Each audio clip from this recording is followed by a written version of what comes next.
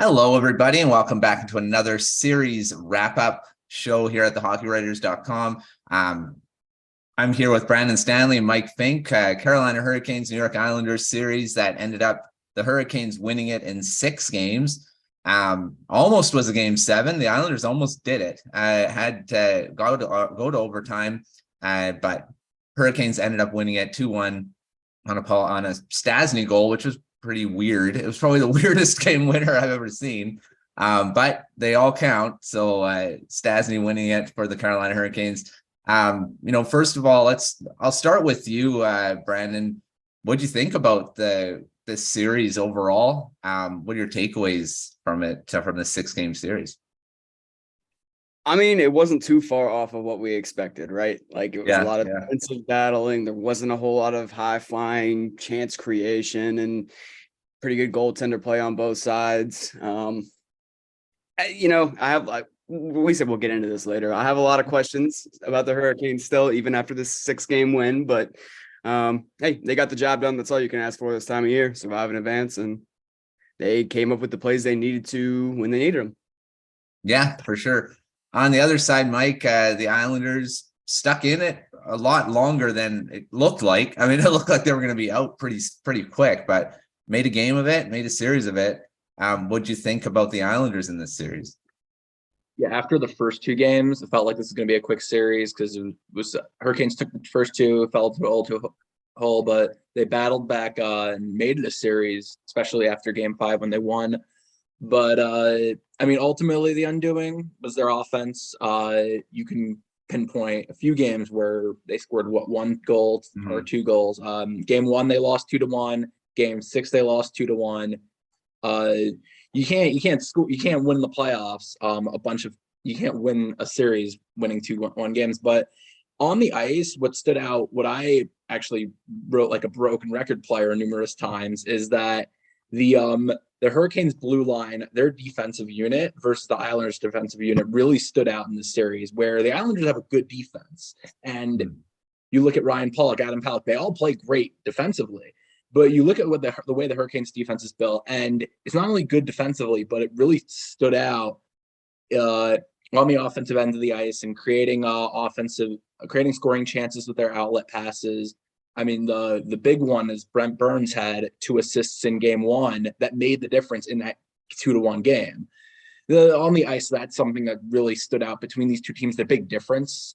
I've got a piece, hopefully will come out soon, about all like these little details. It's like, okay, like they really made the difference in this 6-game series, which was a hard-fought series, but the Hurricanes were the better team, and it showed at the end of the day in the series that they kind of controlled from Game 1. Right. And, Brandon, we talked about in the preview show about where the offense was going to kind of come from with so much uncertainty with all the guys out.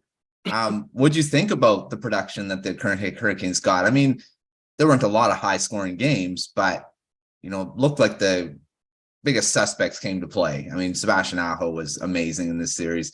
And then, of course, Stastny was scoring the winner, but, I mean, he wasn't really prominent throughout.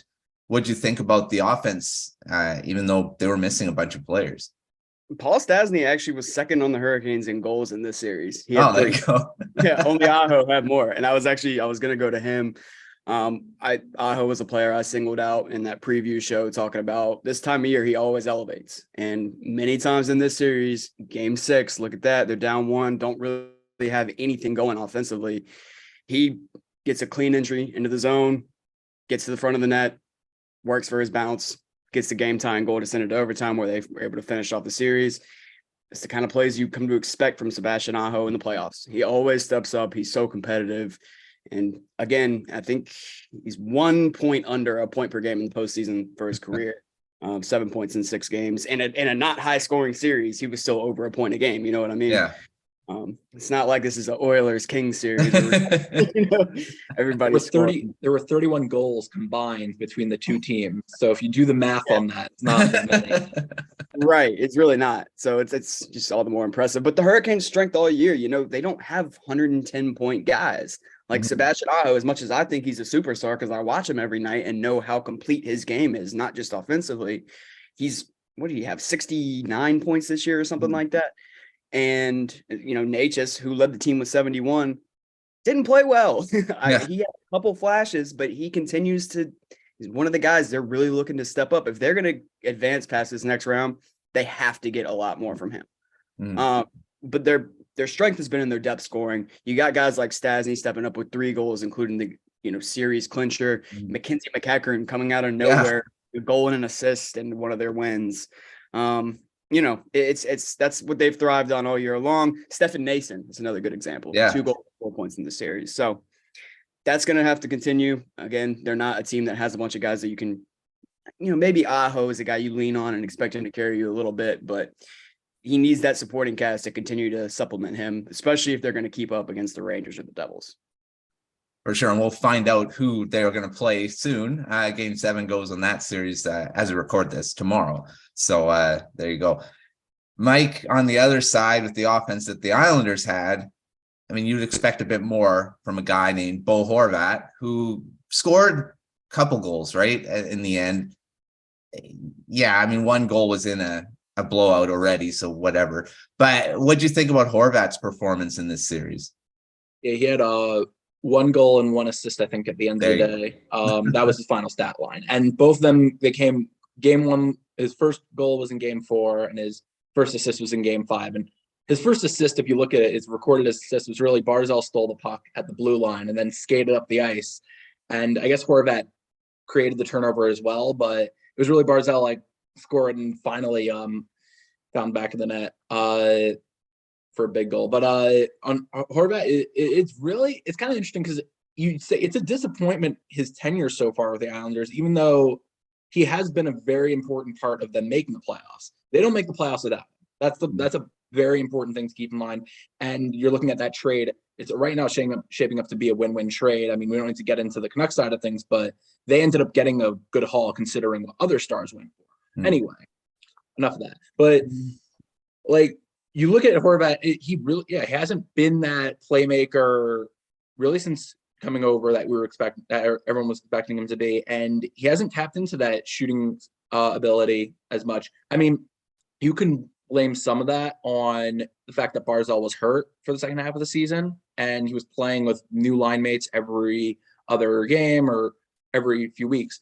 But this series, he was back with Barzal, and we were saying, and the expectation was that's going to open up his game. Barzal's a great passer. Barzal's going to create scoring chances for him, and he never tapped into it. I mean, a lot of this can be credited to the Hurricanes defense playing a very gap sound defense, making sure you take difficult shots on net. But he disappeared, and it's going to be something to monitor next season. And he's supposed to be one of these players that they can build around, and they can build a winning team around, and he needs to tap into that. Yeah, I mean, I think the biggest disappointment, well, let's talk about that. The biggest disappointments in this series, I mean, Horvat's definitely one of them. Brandon, were there any disappointments coming out of this for you, for the Hurricanes, that need to step up in the next series that didn't really appear in this one? The Hurricanes are such a sum of their parts team. I feel like that's just a good way to describe them, is that without so many stars, they just combine with their system and, having Brendan Moore behind them. I don't know. It just seems like they kind of overachieve maybe a little bit, but yeah, even when they get a series win, it still seems like it's kind of hard to pick out too many guys. It seems like everybody contributes in some way when they have success. It really does. But 2 guys definitely still stick out that I'm like, these are guys you relied on in the regular season.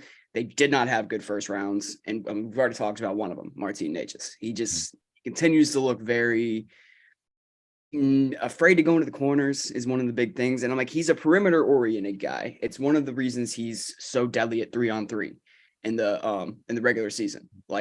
One of the best overtime regular season performers, because he thrives in open space, ton of speed, ton of skill. But he just seems tentative, and he doesn't work for the same chances he creates in the regular season. He's scared to get the interior of the ice. He's scared to take hits, it seems like. I don't know. It's kind of weird. Maybe that's a little bit Do you think, Projecting what I see, but Brandon, do you think this series kind of dictated why he fell off? Because it was a hard hitting series, because it was a grinded out? Because like you could tell the Islanders were playing, and the Hurricanes as well. If you go along the boards, you're going to get hit. So do you think that kind of played a role in him just dropping off completely?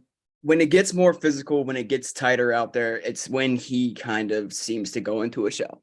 So that's just what I see. The other guy that I will say, Brady Shea had 18 goals in the regular season. More defensive struggles than I've seen out of him in a long time this series. Despite the 18 goals, he's never he's been a secondary scorer. He's not a Brent Burns type that they expect to create a ton of offense. They expect him and Brett Pesce to form one of the best shutdown second pairings in the league. Yeah. Pesce was pretty good. Shea, I think he had some struggles. He had a bad turnover that led to Matt Barzal's first goal in the series. What was that? Game 2. They all run together at some point. But just a couple little plays like that we're not accustomed to seeing from him. But, the good news is Hurricanes still won.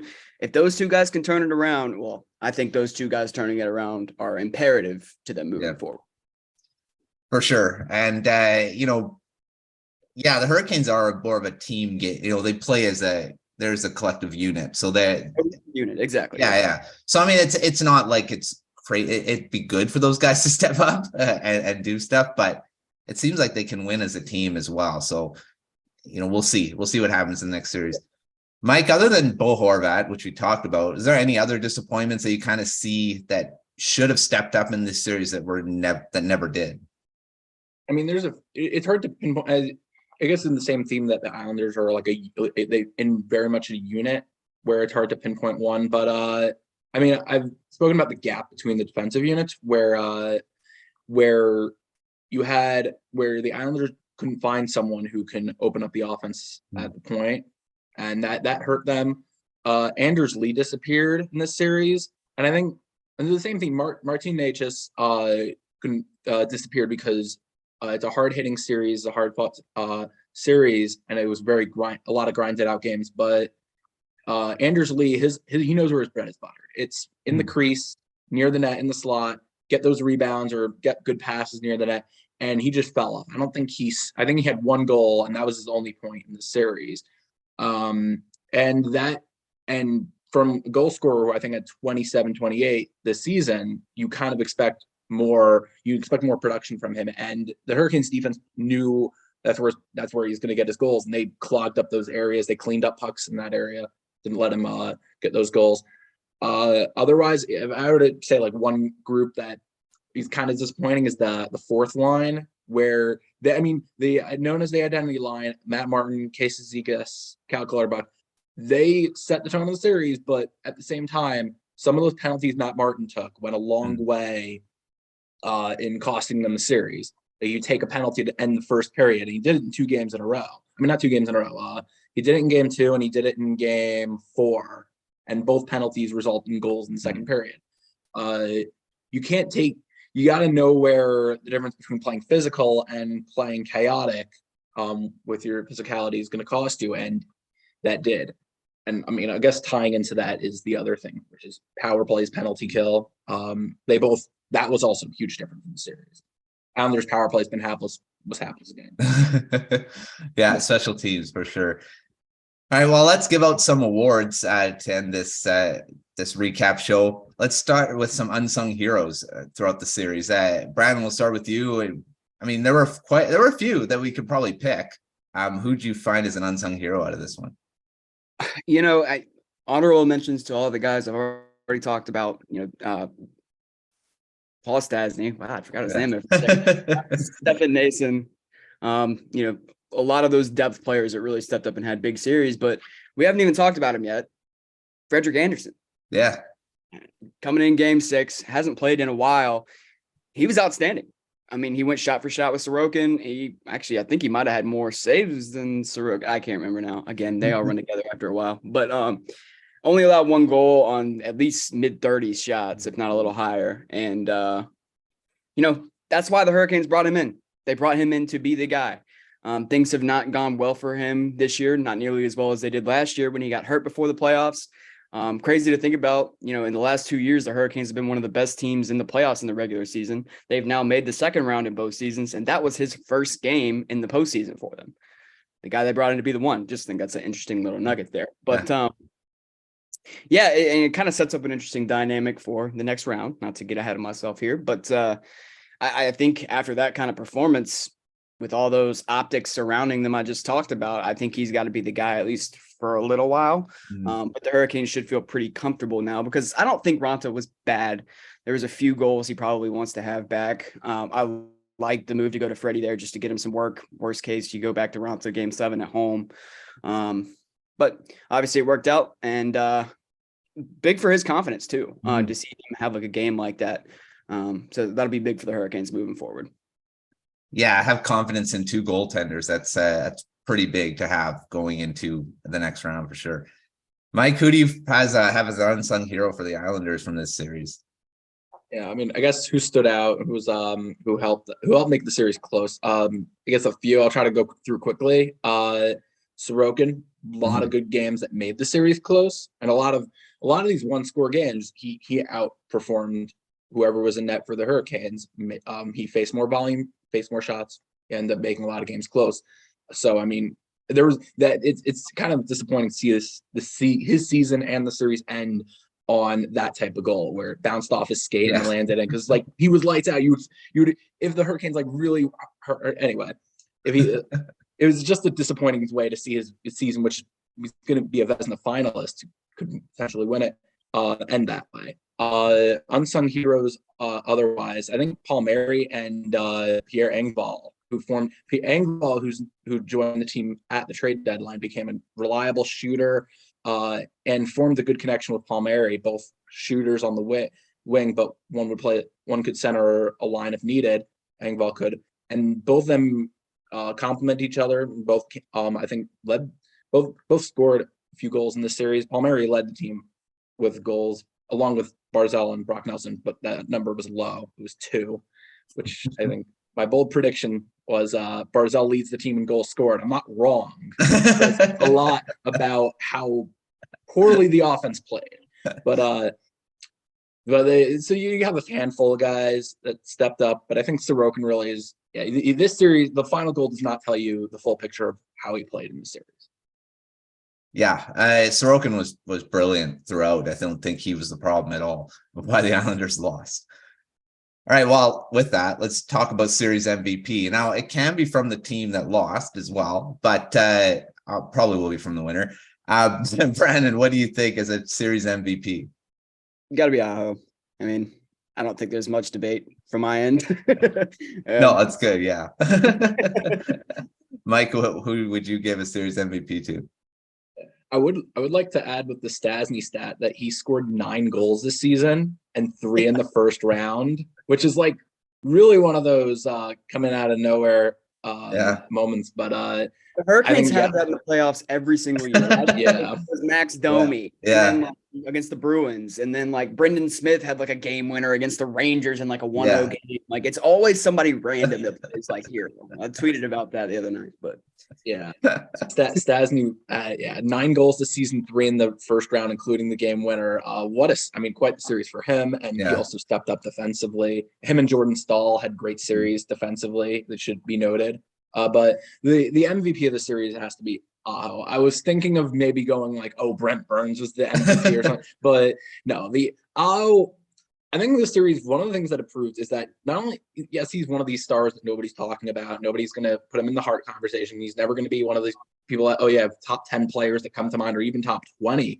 A lot of people will probably list 20 players. It's close, but you don't think of him at the top of your head as an elite player. But this series, again, showed that not only is he good, but he's very versatile in how he can beat a team. It's not like my knack is calling players one-trick ponies, like, he's a good shooter, or he's a good playmaker, or finds rebounds near that. That's where they make their due.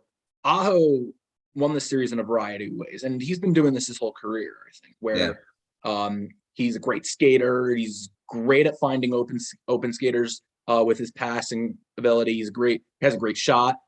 great instincts. His game 6 goal, where he's near the net and he just pokes it in, and he's like, "Look what I found." In this series, I think he led the team in points, and he really was the best skater on both teams. And this was it wasn't even close. He was the best skater on the ice, and he could be the best skater. They'll play. There are some stars in the Metro who could be in either round, but in either opponent, Devils or Rangers. But he could be the best skater on the ice again. He's that good. He had that was a great series for him. I agree. Yeah, I'd give it to him as well. I mean, if Sorokin would have, if they would have won the series, probably Sorokin would have been the choice. But if the Islanders won, but I hope for sure. All right, just to end this, Brandon, who do you want for Devils or Rangers? God, is neither an option? Honestly, we've kind of been like joking around ever since. I think I tweeted last night. I was like, I think this series should be, you have to win by 2 games. So just keep playing each other for like a couple weeks, a couple months, even until a couple of guys that I won't name are back healthy again. So let's let that happen. No, but they're both tough matchups, man. I mean, the Rangers took them out last year. I don't think they match up well with them, even with Svechnikov or and Teravainen.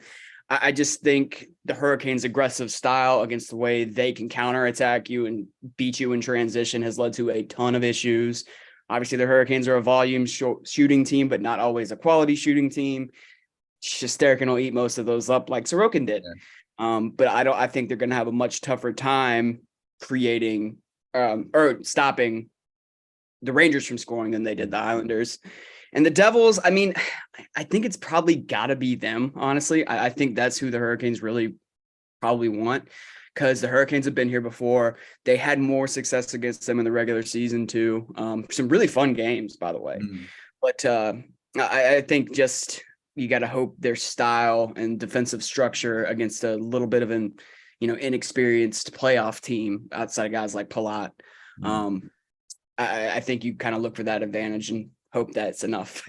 Yeah. Mike, who would you want for? I think for this one, I thought about it.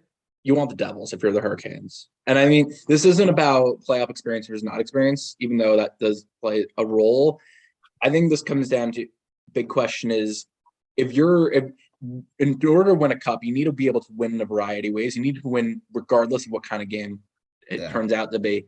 And the Rangers are the team that, really the big question is if it becomes a goaltending duel series. And if you have one game, especially if it's game 7, where it's a goaltending duel, you do not, as much as Akira Schmidt is impressed in a few games, we'd rather face him than face Shesterkin in a series. The Devils have proven they can win a variety. As much as they have the reputation of being a great offense, they've slowed the game down and they've won grinded out games. Case in point, games 3 and 4 were low scoring games against the Rangers. But you do not want to face Shesterkin in a 7-game series. And even with questionable things with the Rangers, you'd rather, I think, if you're the Hurricanes, you want the Devils. The Devils sure could beat you, but you'd rather face them. I don't think they're going to have their hands full either one. I promise you that. We'll see what happens. That series has gone a lot different than I thought. I thought the Rangers were just going to take them out from what it looked like in those first 2 games. But Akira Schmidt has been a story. Now the Rangers have been able to beat him a few times in the last game, but we'll see how he does in game 7, which is going to be pretty crazy for a rookie to play in. So, all right. Well, yeah. The Canes. Right. Yeah, it's going to be fun. Thanks, Brandon. Thanks, Mike, for joining me on this series wrap up. We'll see you, Brandon, in the series preview for whoever, the Rangers or the Devils. And Mike, we'll see you in the off-season preview coming up probably in a month or so. Just so we tee up the draft and free agency and all that stuff. So thanks for both of you for joining the show. Appreciate it. Later, gentlemen. All right. Well, make sure checking out all their articles as the series keeps going and the offseason keeps going for Mike and the Islanders and Carolina Hurricanes there. Make sure to check out HockeyWriters.com, YouTube channel, subscribe, like this video, share it with your friends. And we'll see you next time on another series wrap up.